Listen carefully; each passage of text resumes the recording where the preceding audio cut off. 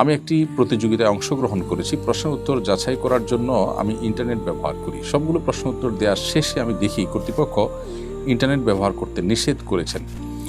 আমি সেই প্রতিযোগিতায় নির্বাচিত বিজয়ীদের একজন নির্বাচিত হই। এখন আমার জন্য পুরস্কার গ্রহণ করা জায়েজ হবে কিনা? প্রিয় দর্শক, একজন ইমানদার তিনি আমানতদার হবেন।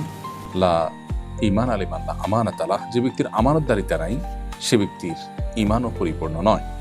এ হাদিসের আলোকে আপনার যে নীতিমালা অনুসরণ করে প্রতিযোগিতায় অংশগ্রহণ করার কথা ছিল সেটি আপনি লঙ্ঘন করেছেন। যদিও উচিত ছিল আপনার আগে থেকে জানা যে কী নিয়ম আছে না আছে। যেভাবে হোক আপনি সেটি জানতেন না, এবং যেহেতু কর্তৃপক্ষের অনুমোদন নেই এবং অন্য প্রতিযোগীরা এটি মেনটেন করে প্রতিযোগিতা অবতীর্ণ হয়েছেন সেটাই স্বাভাবিক। সো আপনি এই ফ্যাসিলিটিসটা নেওয়া এর মানে হলো আপনার এই প্রতিযোগিতায় অংশগ্রহণ করাটা অবৈধ হয়েছে, ইলিগাল হয়েছে, অন্যায় হয়েছে।